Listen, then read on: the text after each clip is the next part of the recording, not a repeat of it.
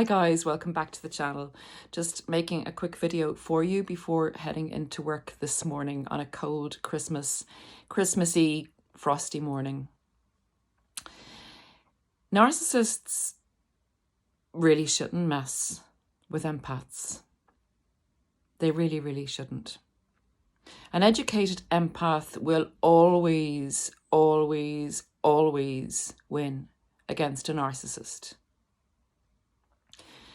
Really, Paula, you say? I'm suffering badly. How would you come to that conclusion? Initially, yes. Initially. But remember, the relationship or situationship with a narcissist starts here and ends here. So don't make up your mind before the conclusion. And I'll explain what I mean by this. Empaths and super empaths, people that are really high in emotional empathy, are the absolute pinnacle of the narcissist supply, because the narcissist supply, their fuel is emotion, an emotional reaction to them. They have to have caused it. You being happy now on your own because someone else made you happy is not something the narcissist wants to see. They have to be the one that's caused that.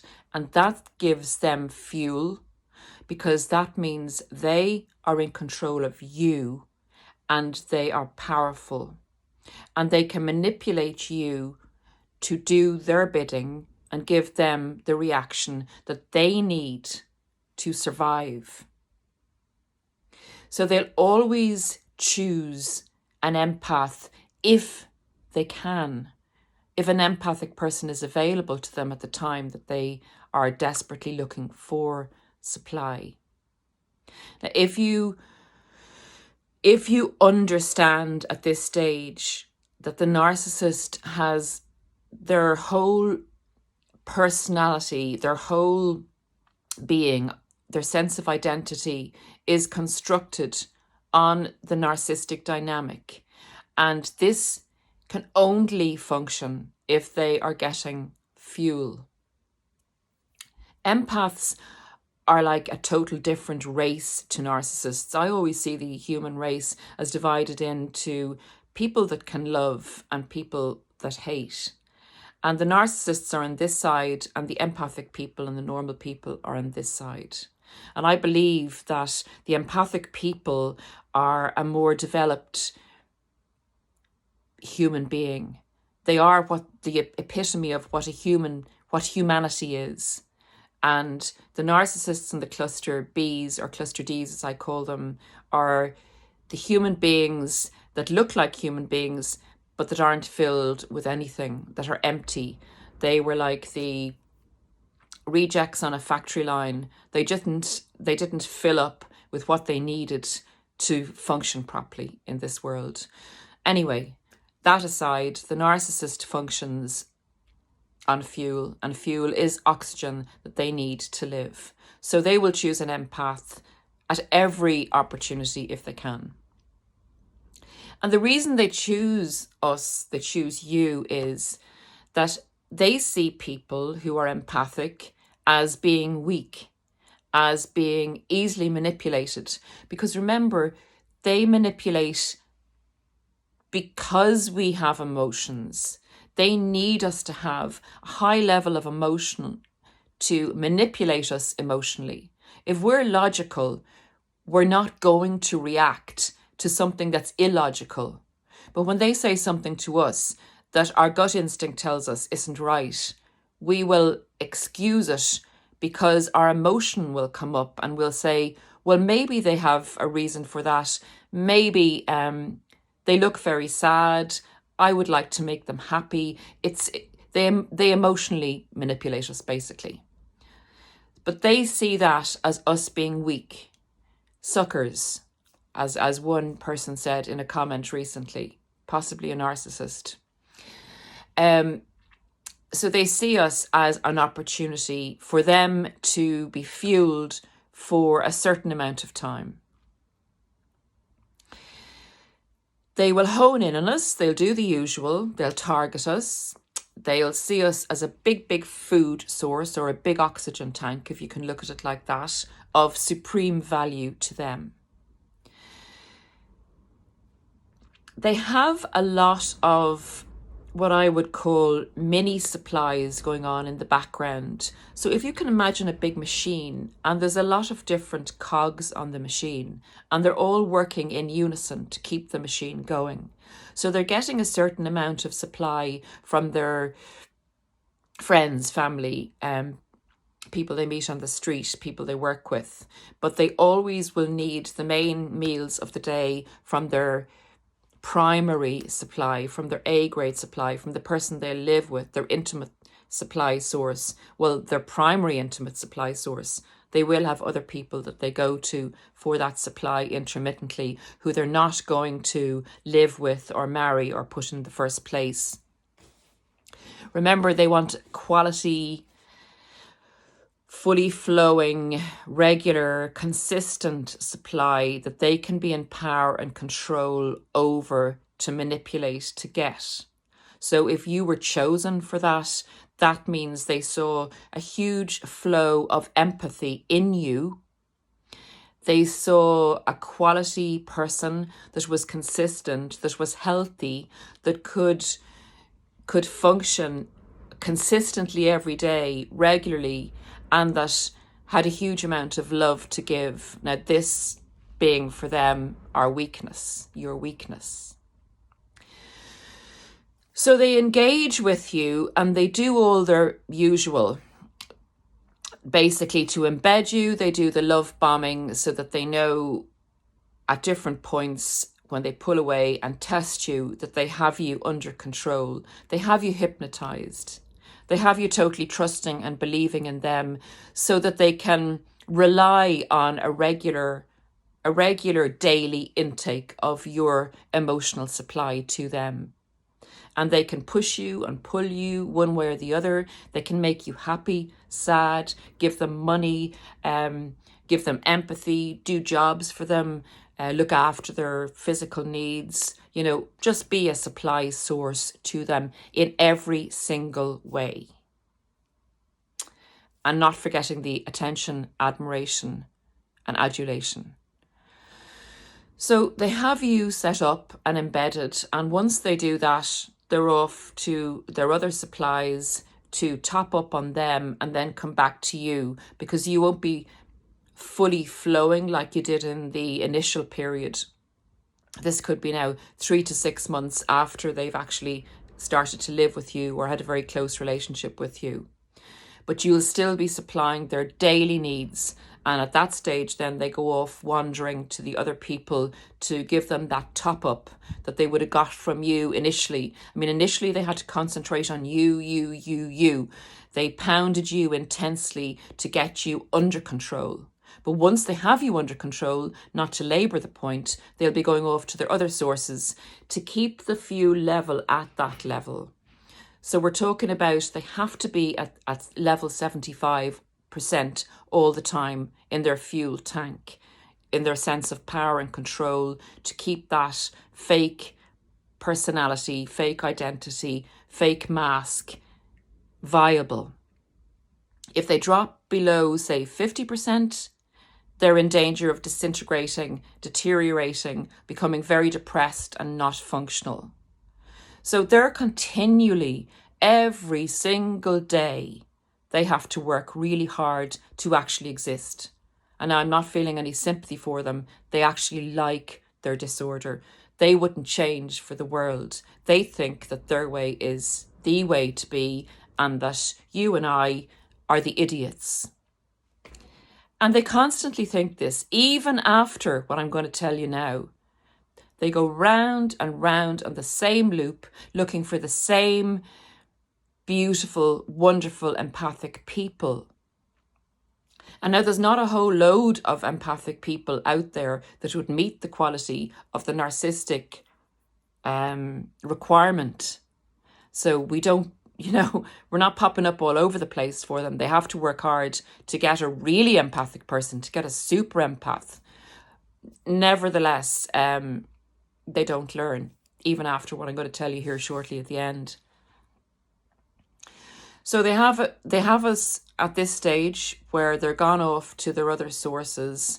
And then, of course, they feel that when they're devaluing us, they believe in their devaluation. They believe their own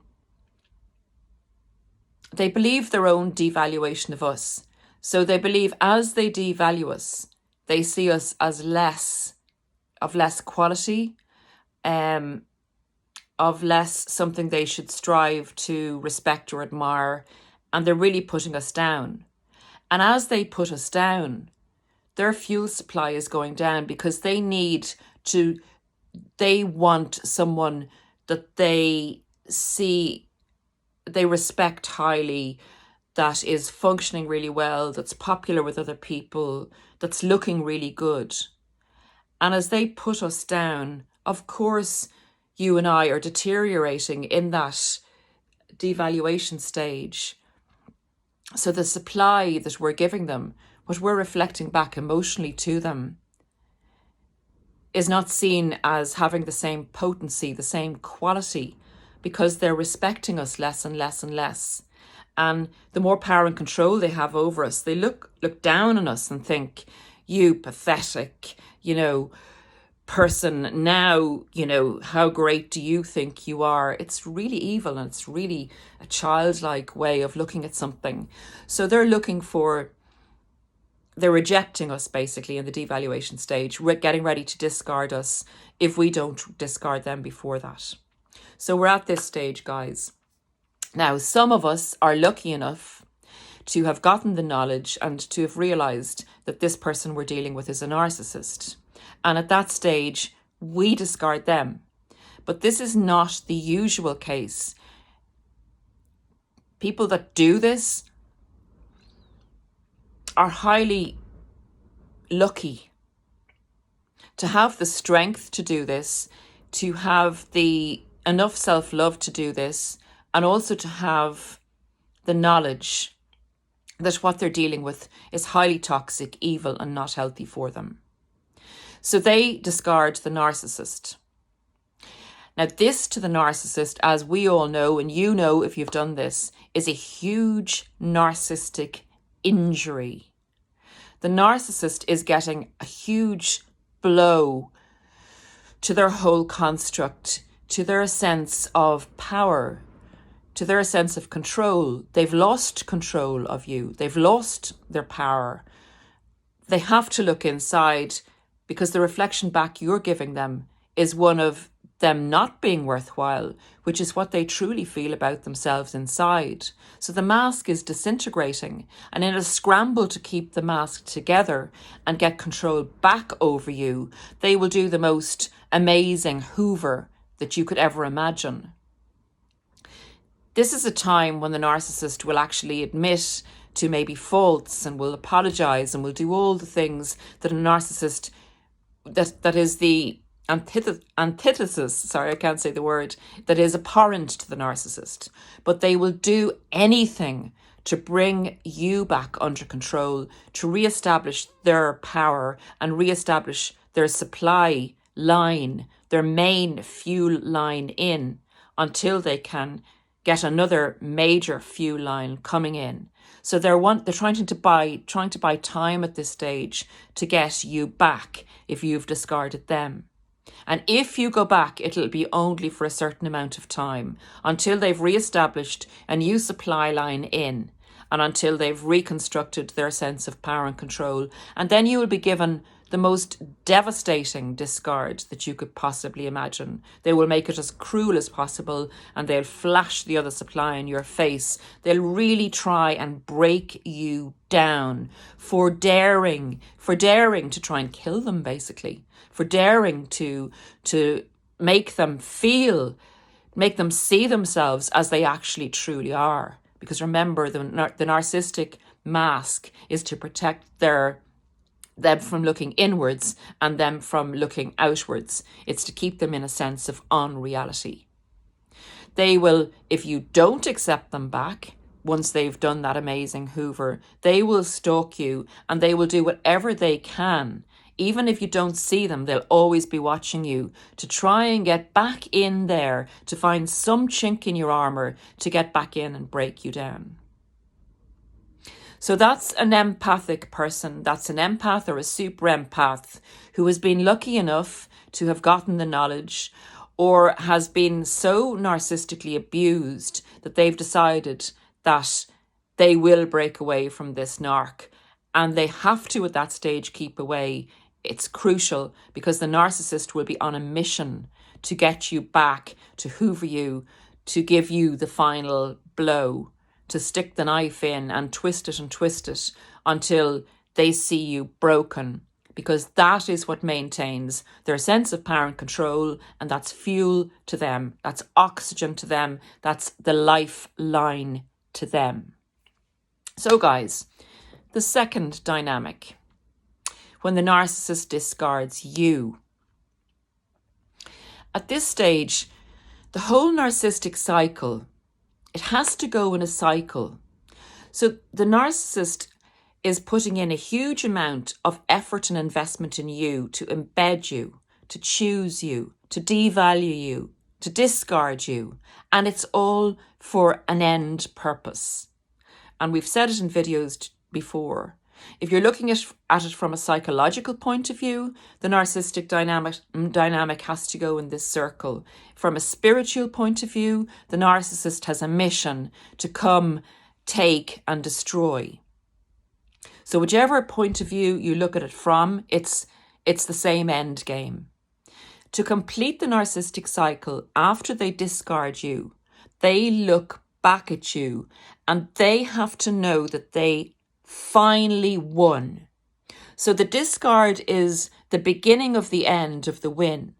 So when they're discarding you, their sense of power and control over you and sense of ownership is like a hit of the highest quality heroin that you could possibly get, or it's the biggest hit for the narcissist. It sustains them for months.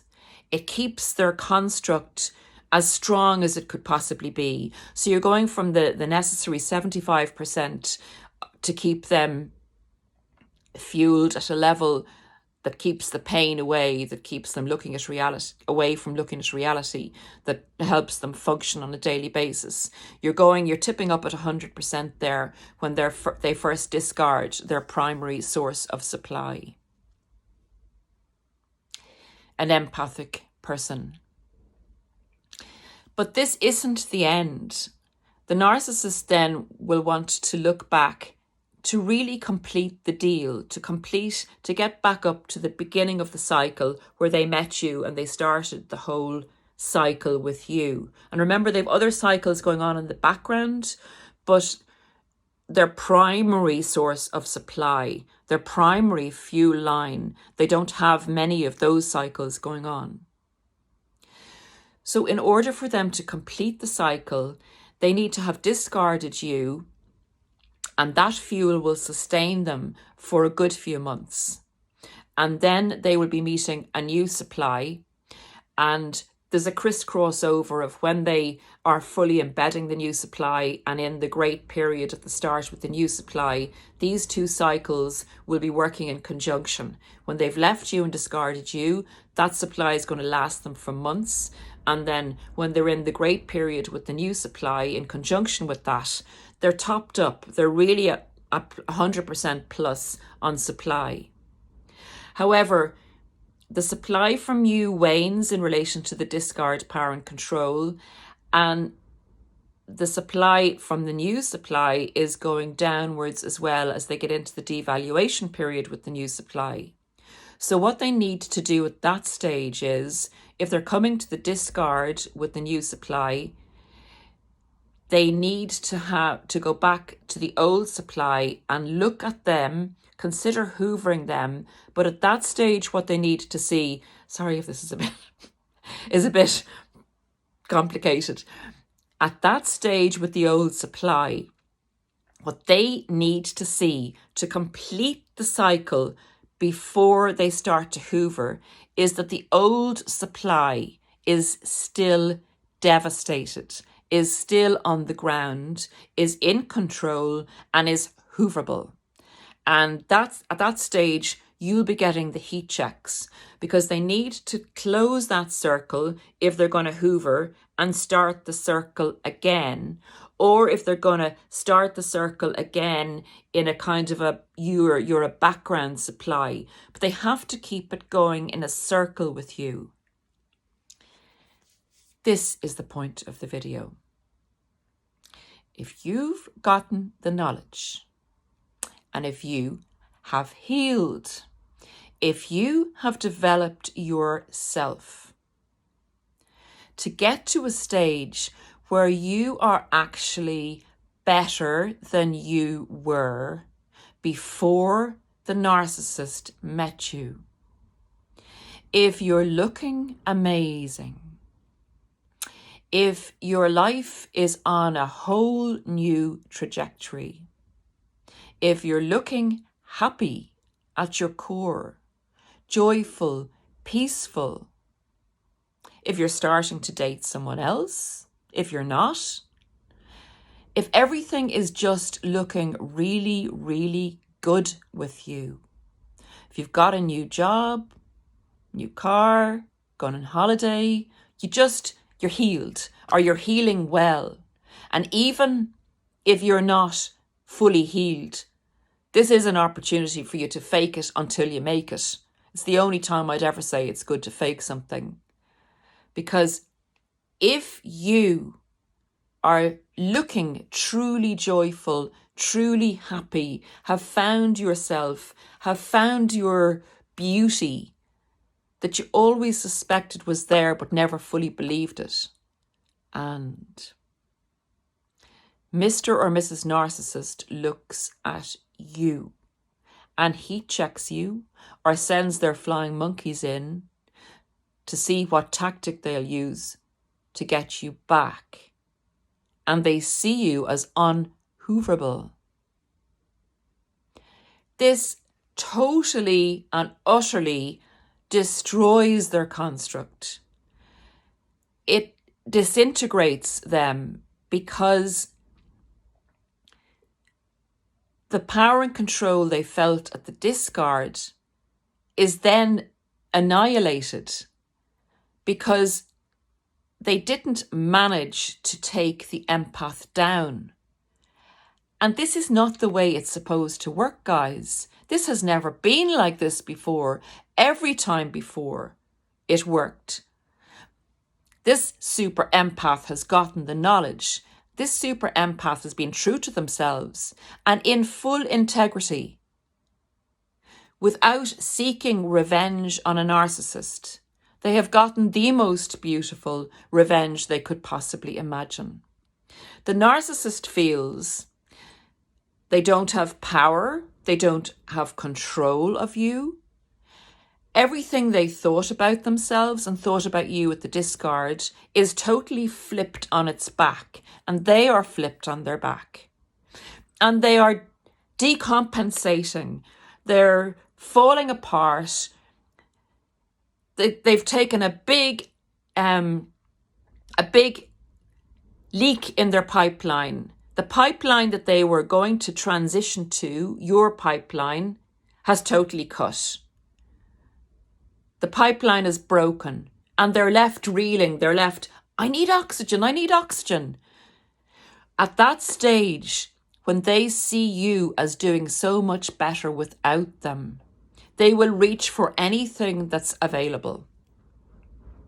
You'll see them going with anything out there, and you'll go, oh my God, I can't believe who they're with now. They'll also give whoever they're with, friends, family, everyone, the most horrific time because they cannot bear to see you doing so well. It is the biggest narcissistic injury. It makes them feel totally irrelevant. It makes them feel that everything they did was didn't work, basically. That they have no power, they've no control. The reflection that you're giving back to them is that they're a loser, which is what they are.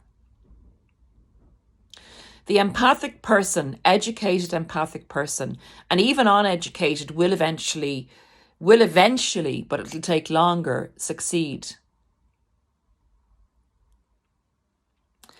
The narcissist hasn't at this stage got a leg to stand on, and they're going to really punish the people that they are with, because they'll be feeling so bad about themselves, they'll be so low in supply, that they're going to have to get reactions from every sector of their supply chain to try and make up for the injury that you've caused them unwittingly by being beautiful, empathic, human, and having developed yourself and just being full of light again, fuller of light than you've ever been before. So guys, don't mess with an empath narcissists. And yet they'll still look for another empathic person because they never learn. They keep doing the same thing all the time. And they keep thinking that their way is the best way.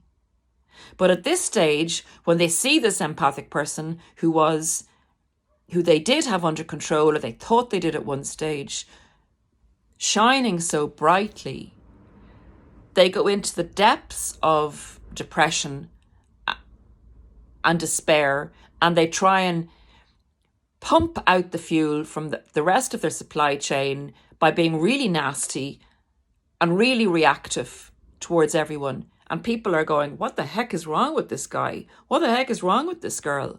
She's really going for everyone. She's killing us here. If they watch these channels, guys, they'd see why it's happening. So that's it. That's my message for you today. Develop yourselves, shine brightly, and when the narcissist does look back at you, the win is yours. And forgetting about the stupid old narcissist, the win is yours because you have succeeded in bettering yourself and being a valuable human person and adding something to humanity and adding something to yourself. Thanks, guys. That's the end of the video. I better get to work. I'm late. God bless. Have a great day, and I'll see you soon again.